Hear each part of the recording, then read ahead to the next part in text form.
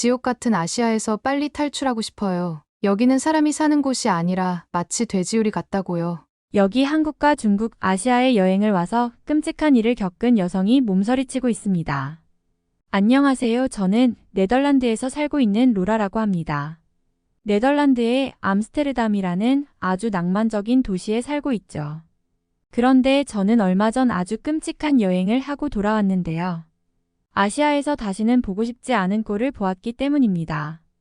유럽과 미국 여행은 자주 갔던지라 아시아를 도전했던 것인데 그 선택에서 일부를 실패하고 말았죠.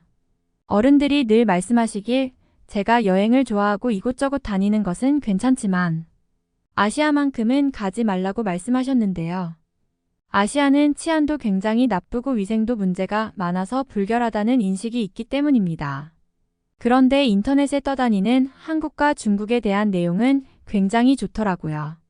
잘 정돈된 도시의 모습이 한눈에 보였고 우뚝 솟은 빌딩들과 길거리에 수많은 자동차들을 보니 오히려 암스테르담보다도 선진화되었다는 생각이 들었거든요.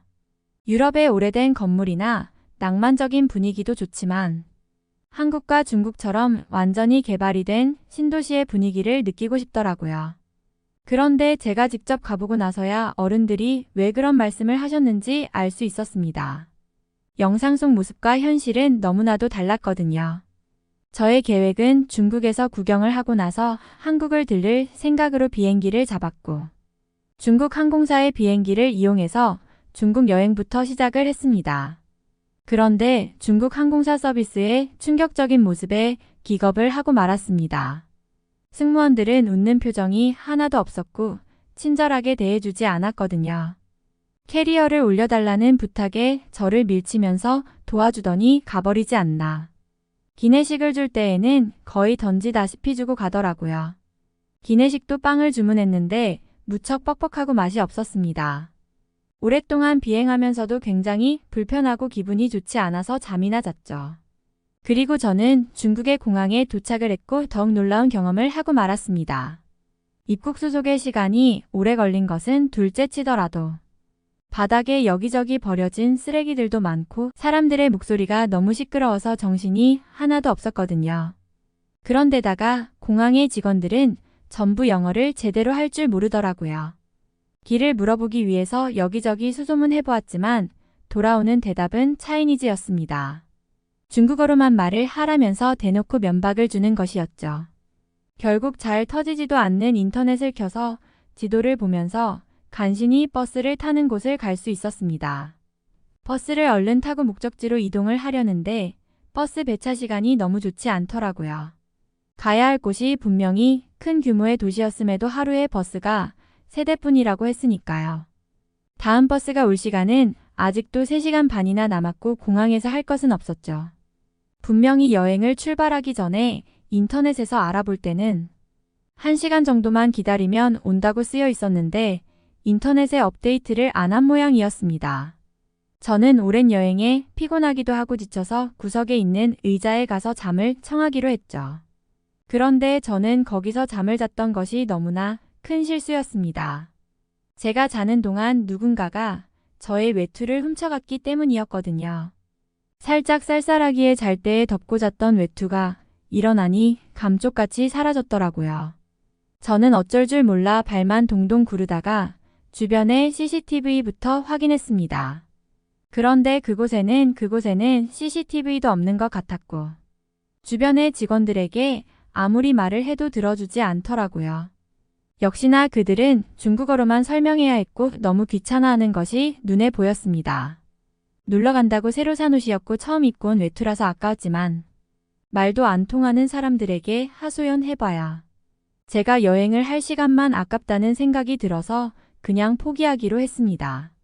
다행히 제가 옆구리에 메고 있던 가방에 지갑 등의 소지품이 있어서 다행이라고 생각했죠. 만약에 지갑이나 휴대폰이 잃어버렸더라면 저는 중국에서 거지처럼 돌아다녔을 테니까요. 그리고 버스가 올 시간을 기다리고 있는데 아무리 기다려도 버스가 오지 않는 거예요.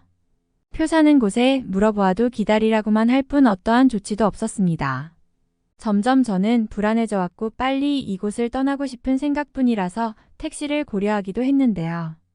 인터넷에서 봤던 내용으로는 중국의 택시를 조심하라는 말이 있어서 망설여지더라고요. 중국 여행을 출발할 때까지만 해도 몰랐지만 이제 와서 중국 택시 주의할 점에 대해 급하게 찾아보다 보니 이런 말이 있었거든요. 택시를 타고 이상한 곳에 납치되어 버린 사람들의 이야기나 중국 택시는 가짜 택시도 많고 짧은 거리도 빙빙 돌아가서 엄청난 돈을 지불하는 등 위험을 감수해야 할 것이 너무나 많았습니다. 다행인지 불행인지 버스는 예정된 시간보다 20분 정도만 늦게 와서 탈 수 있었습니다. 이제는 이 정도로는 화가 나지도 않더라고요. 그렇게 간신히 버스를 타고 지정된 좌석에 갔는데 여기서 또 어처구니 없는 일이 일어났습니다. 제가 앉아야 할 좌석에는 낯선 중국인 아주머니가 탑승하고 있었고 제가 표를 보여주면서 나의 자리임을 주장해도 도통 일어날 생각을 않더라고요. 버스기사에게 번역기를 들려줘가면서 이야기를 하자. 그제서야 그 중국인 아주머니는 자신의 자리로 돌아갔습니다. 제가 앉을 자리가 창가 쪽이고 그나마 의자가 깨끗해서 앉은 것 같더라고요. 다른 좌석의 의자는 전부 찢어지고 갈라져서 엉망진창이었고 잘못 앉으면 피부에 상처가 생길 수도 있겠다는 생각이 들 정도로 최악이었습니다. 그래도 이제 목적지에 도착한다면 편하게 여행할 수 있겠다는 생각을 했고 휴대폰을 보면서 혹시 인터넷이 터지지 않을까봐 미리 저장해둔 지도를 보았죠. 역시나 인터넷은 자주 끊기면서 버벅거렸고 지도를 저장해오길 잘했다는 생각을 했습니다. 그런데 휴대폰을 보면 볼수록 멀미가 무척이나 심해져서 도저히 무언가에 집중하기 어려울 정도였습니다. 실제로 버스는 무슨 20년은 넘은 듯한 모양새였고 진동이 그대로 느껴져서 멀미가 너무 심하게 올라오더라고요. 아니나 다를까 제 뒤쪽에 앉은 한 승객이 마구 토를 해대는 바람에 그 역한 냄새가 저에게까지 날아왔습니다.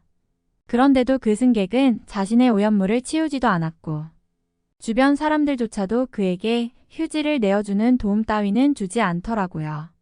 보다 못한 제가 휴지를 건넸는데 오히려 그 승객은 손을 내저으면서 괜찮다고 하더라고요. 너무 황당하고 기막혀서 휴지로 저의 코만 막으면서 빨리 도착하기만을 바랬습니다. 엎친 데 덮친 격으로 저는 화장실이 무척 가고 싶어지더라고요. 그런데 무언가 버스의 분위기가 나쁘고 무서워서 차마 화장실 이야기는 꺼낼 수조차 없었습니다. 간신히 목적지에 도착했고 버스에서 내리고 화장실을 갈 수 있었는데요. 저는 화장실에서도 정말 충격적인 장면을 목격하고 말았습니다. 화장실에 들어가자 보이는 것은 어린 아이를 잡고 세면대에서 소변을 보게 하는 사람이었고 화장실의 변기칸의 문짝들은 전부 뜯어져 있어서 개방되어 있었거든요.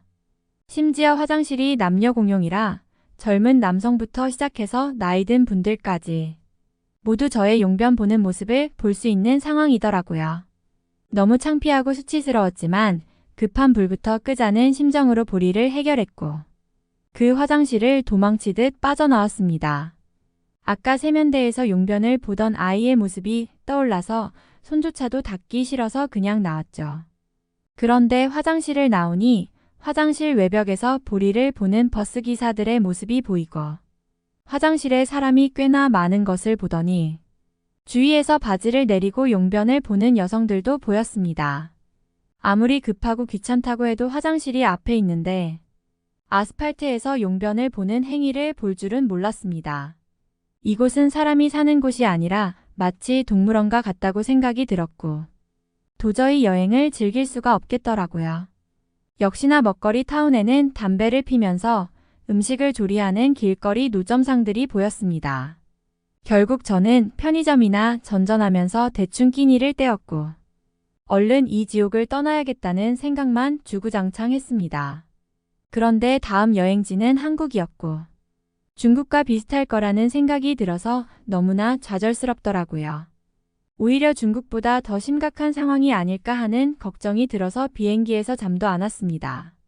아시아는 보기에만 번지르르한 곳만 해외에 광고를 하고 막상 와보면 최악이니 한국도 마찬가지일 것이 뻔했죠.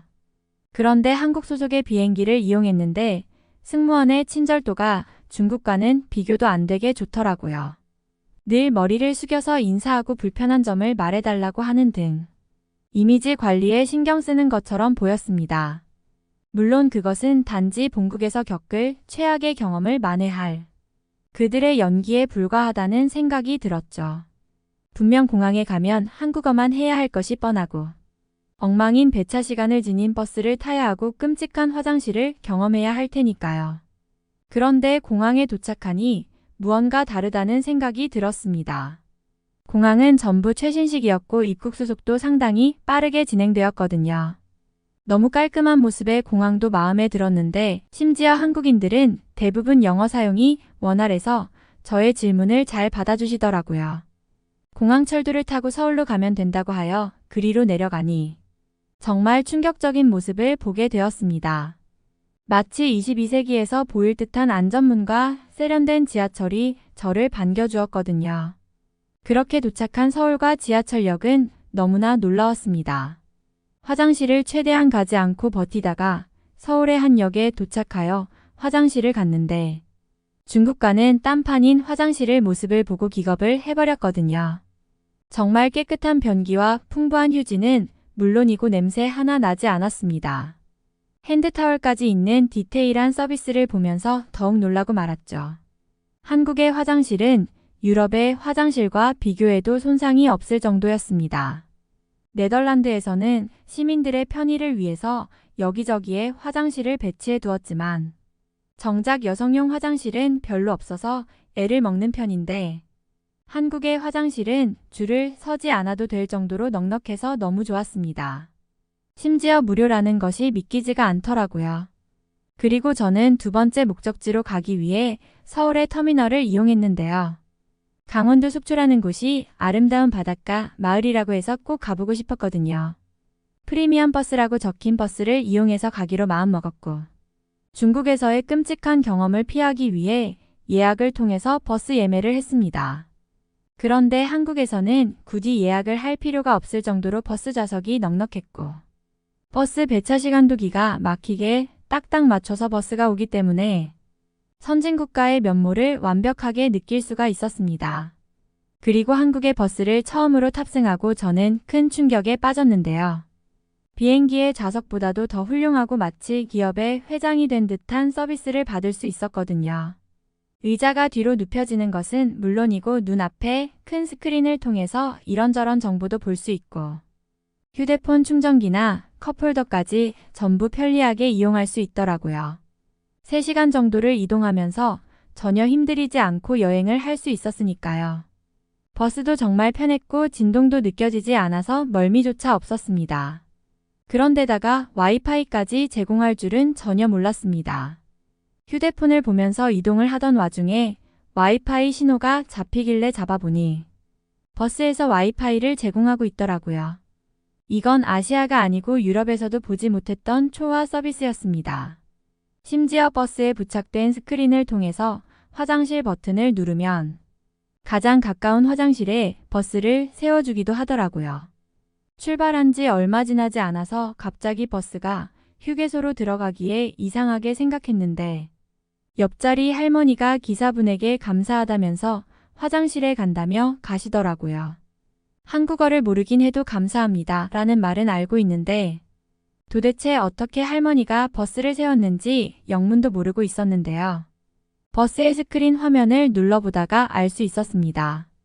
화장실 버튼이 있었고 저 할머니는 그 버튼을 눌렀던 것이죠. 할머니는 금세 돌아와서 버스 스크린을 이것저것 만지시더라고요. 한국의 할머니는 이런 조작도 할 줄 안다는 생각이 들어서 더욱 놀라기도 했습니다. 그리고 목적지에 잘 도착하여 중국에서처럼 터미널 화장실을 이용하게 되었는데 한국의 지하철역에서 이용했던 화장실이 꿈이 아니었습니다. 그때처럼 정말 깔끔하고 완벽한 무료 화장실이 있었거든요. 이뿐만 아니고 여행지마다 무료 화장실은 기본이고 사람들의 친절함과 밝은 모습을 보면서 정말 행복하게 속초 여행을 할 수 있었습니다. 그 비싼 돈을 내면서 중국까지 갔던 것을 후회하고 있었는데 그 후회들을 한국에서 전부 만회해버릴 정도로 좋았던 경험이었거든요. 한국은 아마 유럽의 그 어떤 나라보다도 선진화된 것이 분명했고, 한국 사람들의 모습들도 전부 높은 수준의 시민의식을 지녔기 때문에 이렇게 훌륭한 시스템이 잘 자리 잡을 수 있었다는 생각이 들었습니다. 만약 중국이었다면 버스의 의자는 전부 뜯겨 있었을 것이고 화면 또한 훔쳐갔을지도 모릅니다. 화장실이었다면 공중 화장실 중에서는 한국에서만 볼 수 있는 비데가 사라졌을 것이 분명하죠. 솔직히 말씀드리자면 유럽의 소매치기나 도둑질도 중국처럼 심각했던 적이 있습니다. 지금은 물론 많이 나아졌다고 생각하지만 한국의 모습을 보면 정말 말도 안 되는 서비스들을 제공하고 있다는 생각이 듭니다. 다른 나라들에서는 전부 뜯어갔을 법한 화장지와 핸드타월도 전부 화장실의 제자리에 가득 차 있잖아요. 심지어 잠시 들렀던 카페에서도 놀란 적이 있었습니다. 빈자리에 노트북과 휴대폰만 덩그러니 놓여있는 모습을 보았는데 아, 역시 한국이라면 이런 것을 두고 다녀도 아무 일도 일어나지 않는구나 하고요. 이제 한국인이라는 사람들을 얼마간 파악하게 된 것이죠. 아마 한국은 네덜란드보다도 훨씬 선진국일 것이고 그들의 국민성으로 미루어 보아 세계 제1의 선진국이 될 거라고 확신합니다.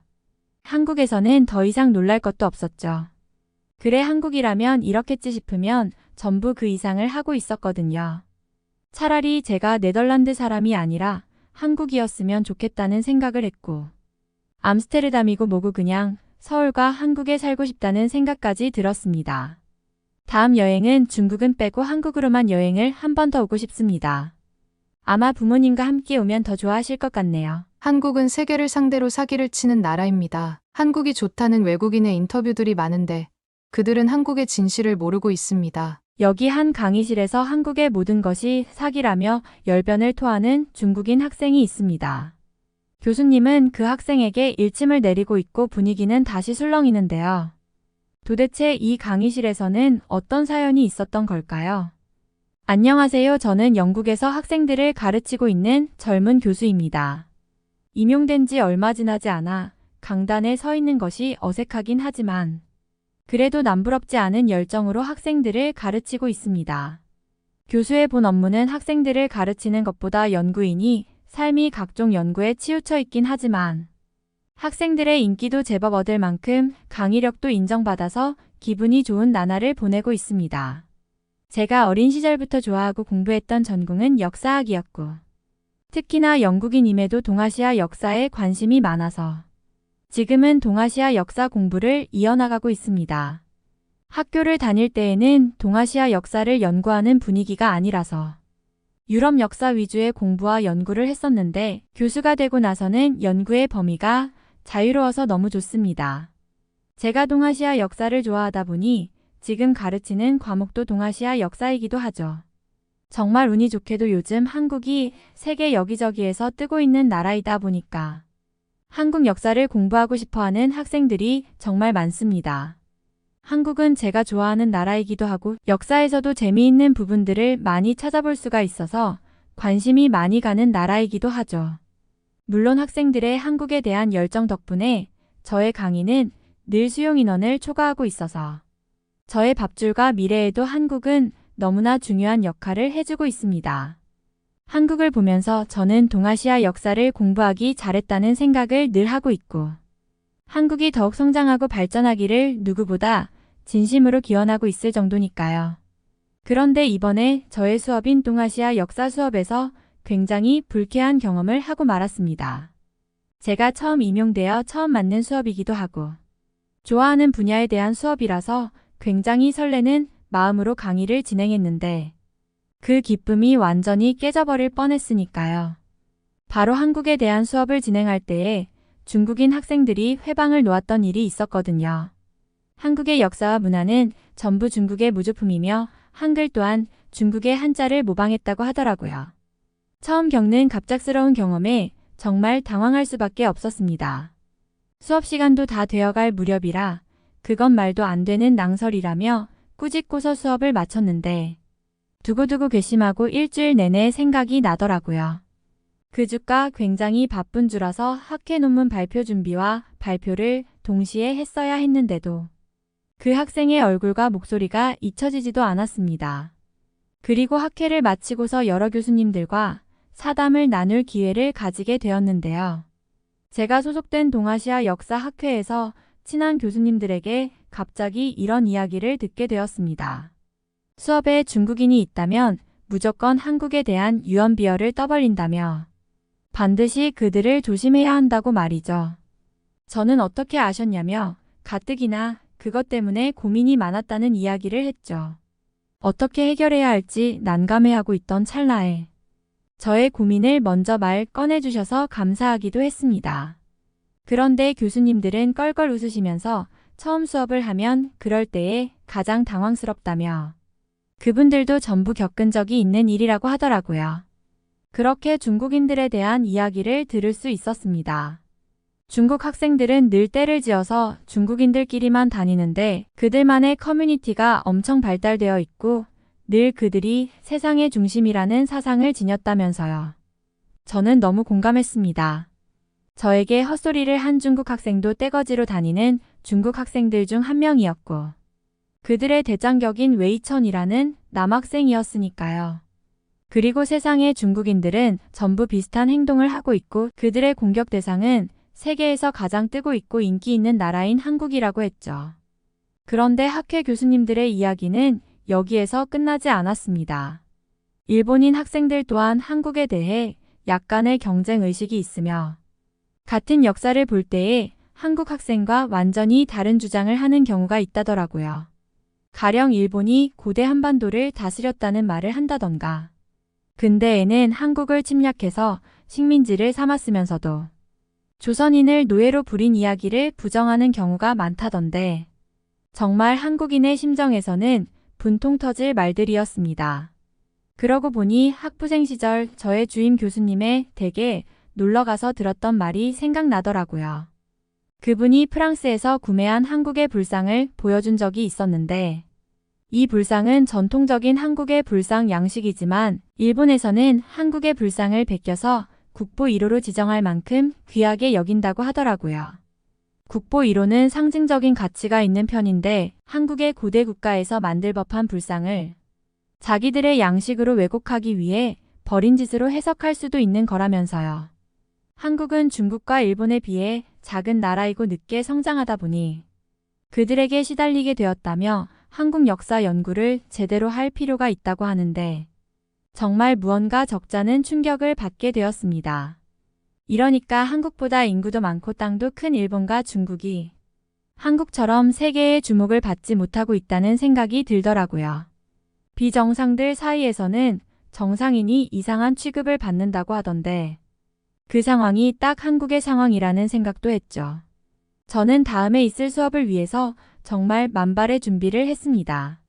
수업에는 중국인을 비롯해서 일본인들도 몇 명 있는 것으로 알고 있는데 그들이 할 법한 태클에 대한 반박까지 준비하기도 했으니까요. 중국인이나 일본인 학생들이 말도 안 되는 이야기를 할 때에 그들을 초전 박사를 낼 한국의 진실에 대한 역사 자료를 전부 정리했고 정리하다 보니 꽤나 많은 양이 나오더라고요. 중국과 일본은 한국에 대해 생각보다 훨씬 많은 양의 역사 왜곡을 시도하고 있었고 한국 혼자서 그 많은 왜곡의 진실을 밝히기에 벅찰 정도였습니다. 그러다가 수업 전 날의 일이었습니다. 수업의 한 명뿐인 한국 학생 세연이가 저에게 메일을 보냈던 것입니다. 바로 중국인 학생들이 지난 수업 때 주장했던 엉터리 낭설에 대해 반박하는 한국 측 자료들을 정리해서 보내준 것이었는데요.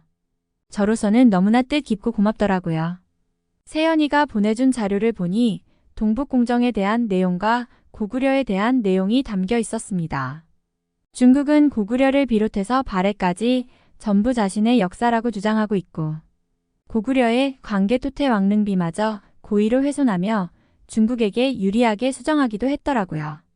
제가 모르던 자료들까지 건네주다니 확실히 한국 학생다웠습니다. 다른 교수님들에게 듣기로 한국의 학생들은 정말 꼼꼼하고 불의를 참지 않으며 시험 공부와 성적 관리도 뛰어난 편이라고 했는데 실제로 세연이가 보낸 자료를 보니 한국인의 성격을 알 수 있었습니다. 매일 형식도 무척 공손하고 예의 바랐으며 정리한 파일의 내용도 오타 하나 없는 깔끔한 보고서 양식이었으니까요. 앞으로 세연에게 더 관심을 가지고 수업을 진행해야겠다는 생각도 들더라고요. 마침내 수업일이 되었고 역시나 중국 학생들은 느릿느릿 수업 시간 직전에 들어왔습니다. 그리고 저는 한국의 고대 역사를 설명하기 시작했습니다.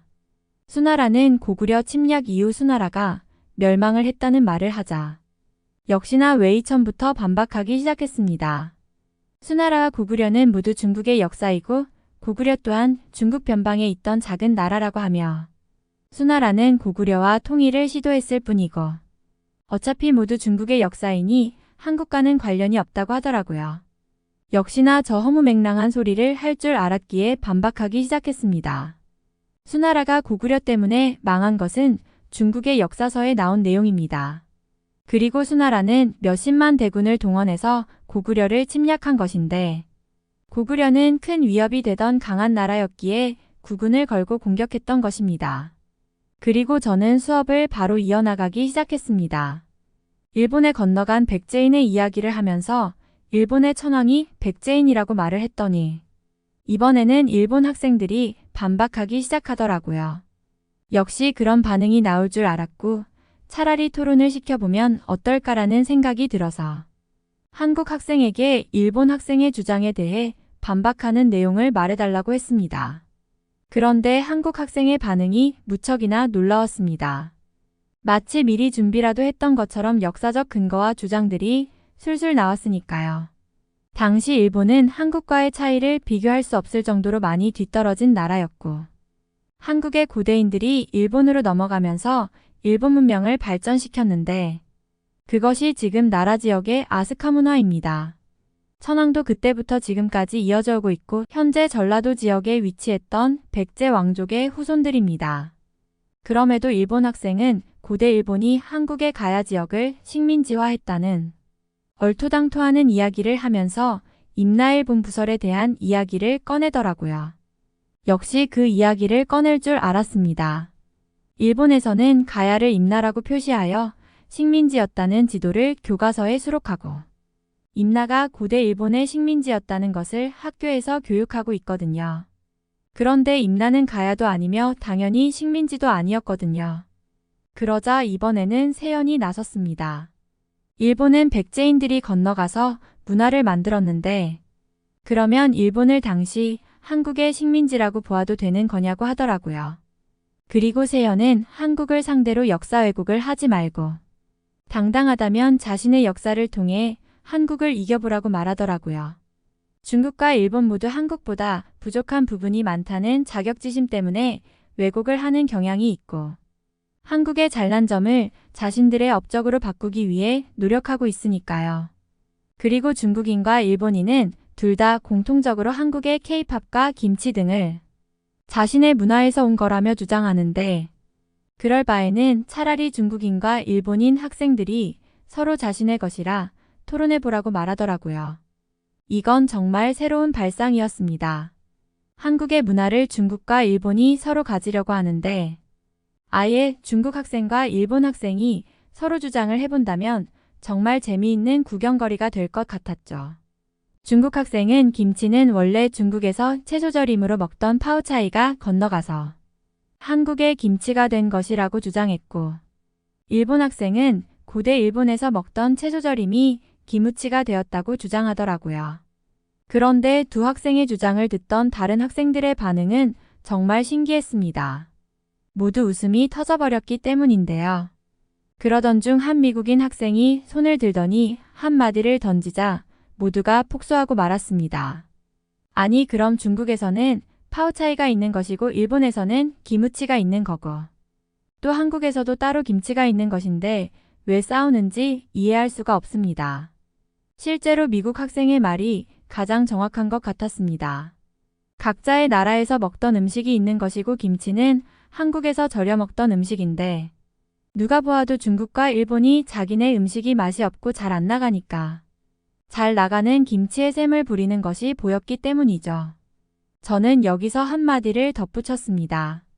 그런데 한국무역협회 통계에 따르면 전체 한국 김치 수출량의 47%가 일본으로 수출되고 있고, 일본이 한국의 김치를 가장 좋아하는 나라입니다. 과연 일본인들이 자신들이 원조라는 기무치를 맛있게 먹었다면 한국에서 수입을 할까요? 전통적으로 기무치를 먹었다면서 그걸 안 먹고 한국에서 수입한 김치를 먹는 것이 이상하지 않나요? 일본 학생은 무언가 창피하다는 듯이 얼굴을 돌리고 있었고, 그 모습을 지켜보는 다른 학생들은 모두 그를 쳐다보며 웃고 있었습니다. 수업이 끝나고 세연이 제게 와서 고맙다고 말을 전하더라고요. 그런데 저는 세연이가 고마워하는 것도 참 안타까웠습니다. 역사의 진실을 말한 것뿐인데 그게 고맙다니, 세상에서 얼마나 많은 거짓을 보고 살았으면 이걸 고맙다고 말하냐고요. 저는 이번 사건을 통해서 정말 많은 것을 느꼈고, 다음에 연구할 논문의 주제에도 영향을 미치게 되었습니다. 저는 아무래도 한국에 대해서 더욱 연구할 가치를 느꼈고, 중국과 일본이 한국을 바라보는 시선과 관계에 대해서도 연구해야겠다고 생각이 들었습니다. 말도 안 되는 동북 공정은 물론이고 일본 사학계에 대해 신물을 느끼게 되었으니까요. 분명 중국과 일본의 역사 교육에는 허점과 문제가 많고, 웨이청과 같은 중국 학생이 흔할 정도로 심각한 상황입니다. 상대적으로 세연과 같은 한국 유학생의 숫자는 적으니 중국과 일본 학생의 주장에 빠져드는 제3국 학생들이 생긴다면 더욱 큰일이죠. 한국의 역사와 문화는 중국인이나 일본인이 보아도 대단하고 유럽인의 시선에서 보아도 탐이 날 정도이니 분명 지금의 K-팝 문화도 그 안에서 꽃 피울 수 있었을 것입니다. 미국의 한 여성이 원인을 알 수 없는 기침 때문에 고생을 하고 있는데요. 가족과 한국 여행을 와서 병의 원인도 찾게 되고 소중한 생명을 구할 수 있었다고 합니다. 한국에 대해 무척이나 감사한 마음을 가지고 있다는 여성은 어떤 사연이 있었을까요? 안녕하세요. 저는 미국에 살고 있는 에비게일이라고 합니다. 이제 자식들도 벌써 훌쩍 자라서 대학생이 될 정도로 잘 키워두었고, 행복한 노년을 맞이할 준비를 하고 있던 중년 여성이죠. 그러다 보니 자식들이 대학교를 졸업하기 전에 가족 여행을 다녀오면 좋겠다는 생각이 들었고, 남편과 자식들에게 말해보니 모두 찬성을 하더라고요. 저와 남편은 30년 전 젊었을 때에 가본 일본을 다시 가보려고 했는데, 자식들은 전혀 의외의 여행지를 선택하더라고요. 자식은 딸만 둘인데 희한하게 한국을 가면 좋을 것 같다고 말했고, 요즘 친구들 사이에서도 가족들끼리 많이 다녀온다고 했습니다. 딸들이 전부 K-팝을 좋아하고 한국에 관심이 있는 줄은 알았지만, 가족 여행을 한국으로 선택할 줄은 전혀 몰랐습니다. 저와 남편의 입장에서는 한국은 무언가 내키지 않았던 여행지일 수밖에 없던 것이, 한국은 주한미군을 파견할 정도로 전쟁에 위험한 국가이고, 북한이 핵무기로 공격을 할 준비를 하고 있다고 들은 적이 있기 때문에 불안한 여행지였죠. 그런 불안한 환경이 있기 때문에 K-팝 등의 노래와 춤으로 승화하다 보니 아이돌 등의 문화가 발전한 것이라고 믿고 있으니까요. 그런데 저희의 반대에도 자식들이 한국에 가서 보고 싶은 여행지나 먹고 싶은 음식들이 있다고 졸라대는데 이걸 반대할 수는 없더라고요. 자식 이기는 부모는 없다고 또 언제 할지도 모를 가족여행에서 최우선적으로 자식들의 말을 듣기로 결정했습니다. 아무래도 자식들이 좋아하는 곳을 가야 분위기도 더 좋을 것이고, 얘네들이 예약하는 호텔이나 여행지를 따라만 다니면서 편하게 여행할 수 있을 테니까요. 부부끼리만 여행을 가게 된다면 가이드를 꼭 동행할 필요가 있는데, 전자기기에 익숙하고 빠릿빠릿한 자식들이 가이드 역할을 자처한다니 든든하더라고요. 그렇게 한국으로 여행지를 결정하고 3달 후에 출국하는 것으로 모든 예약을 마쳤습니다. 아이들의 대학교 방학 시기이면서 한국의 날씨도 그때가 온화하다고 하더라고요. 그런데 저희의 여행에 문제를 만든 사람은 다름 아닌 저였습니다. 가장 가족 여행을 가고 싶었던 제가 갑자기 원인을 알 수 없는 기침 때문에 고생을 했거든요. 일단 근처의 마트에 가서 기침약을 사 먹어보았는데도 도저히 약이 듣지 않더라고요. 잘 때도 기침이 나오고 어쩔 때는 가슴이 답답하기도 했는데 병원에 당장 예약 가능한 시간이 없어서 일단 가습기와 약으로 버텨보기로 했죠. 남편이 얼른 병원에 다녀오라고 했지만 주변 병원도 모두 마찬가지이더라고요. 그나마 거리가 차로 1시간 반 정도 떨어진 곳에 있는 작은 병원에서 다음 주쯤에 봐주겠다고 해서 그곳에 갈 수 있었습니다.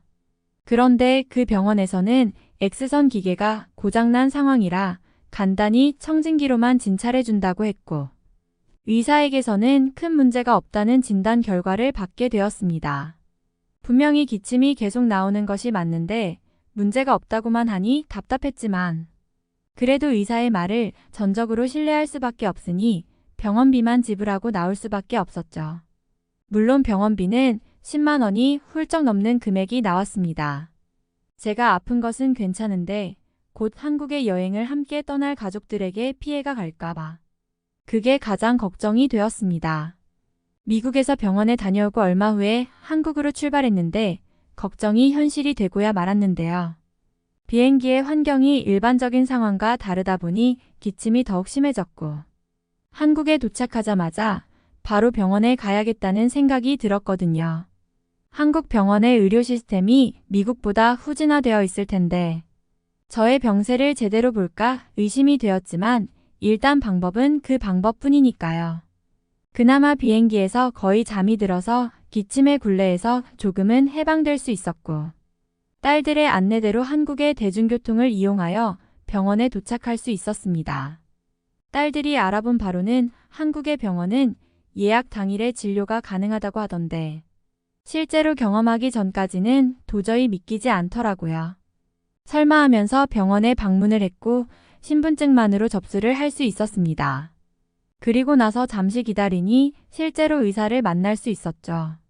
진짜 이런 혁신적인 시스템에 저희 가족은 기겁을 할 수밖에 없었습니다. 미국에서는 6장에 달하는 서류를 작성해서 간신히 예약할 수 있었던 병원 예약이 이렇게나 간편할 줄은 꿈에도 몰랐거든요. 병원 시설의 모습도 미국보다도 청결하고 깔끔하게 관리되어 있었고, 그들이 저희에게 영어로 말을 하면서 굉장히 친절하게 대해주어서 도대체 얼마를 받으려고 이렇게 잘해주나 생각까지 했죠. 그리고 한국의 병원에서는 저에게 X선 촬영을 권했고 저는 의사분이 시키는 대로 했는데요. 세상에나 X선 촬영 결과가 바로 나와서 의사에게 설명을 들을 수 있더라고요. 미국에서는 대부분 X선 촬영이 있은 후 나흘 정도는 기다려야 하고 결과를 이메일로 받아볼 수가 있거든요.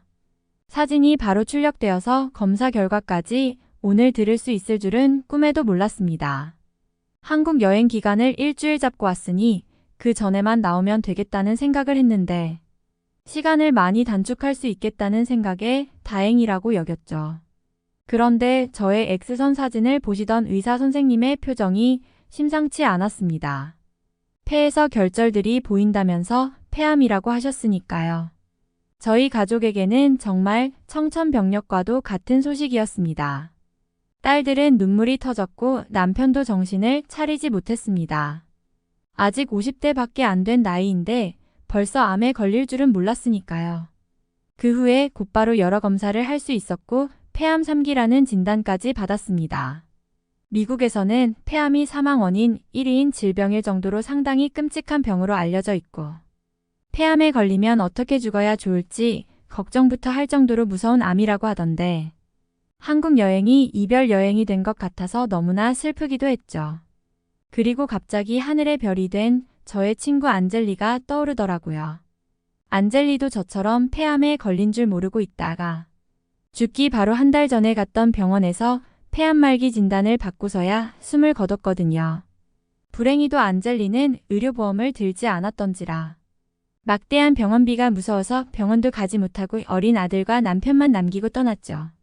벌써 몇 년이 지났는지도 모르게 잊어버리고 있었는데 저에게 찾아올 줄 누가 알았겠어요. 그만큼 폐암이 얼마나 무서운 병인지 알고 있었고 두렵기만 했습니다.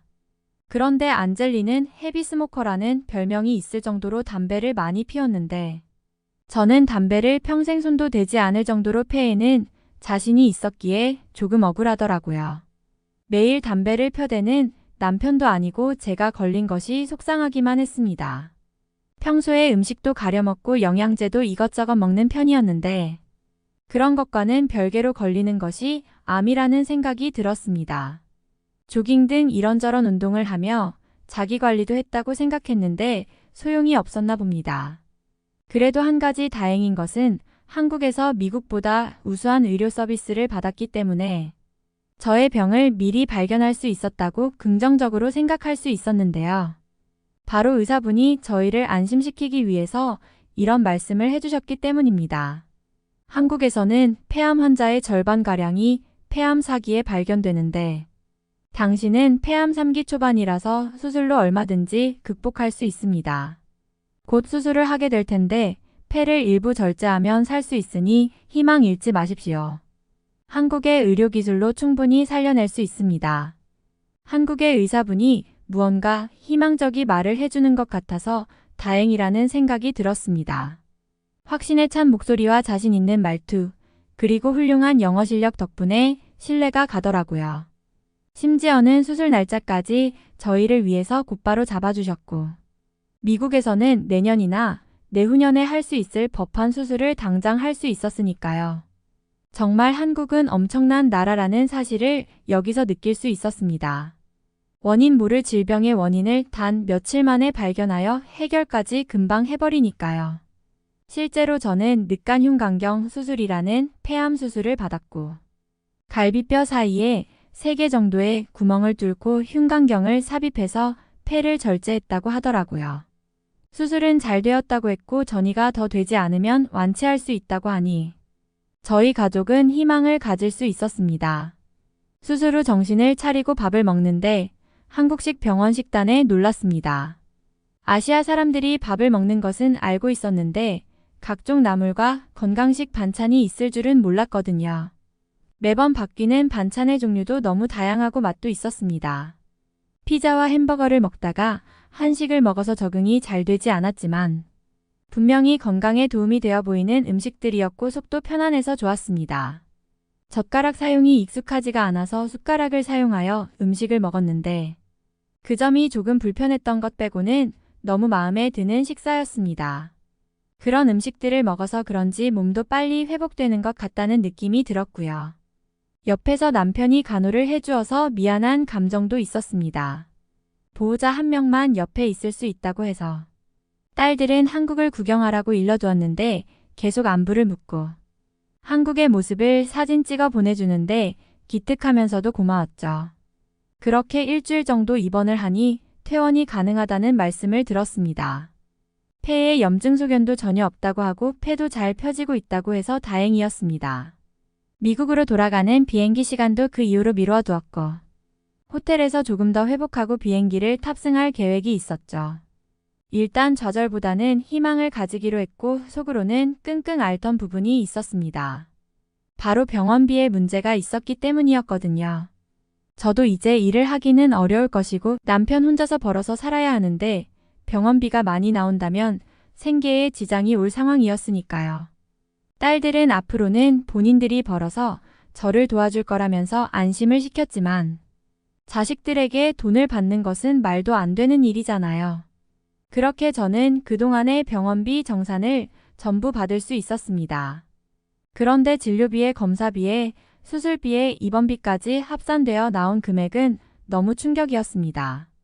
당연히 중형차 한 대 가격 이상의 비용이 나올 줄 알았는데 터무니없이 적은 비용이 나와버렸으니까요.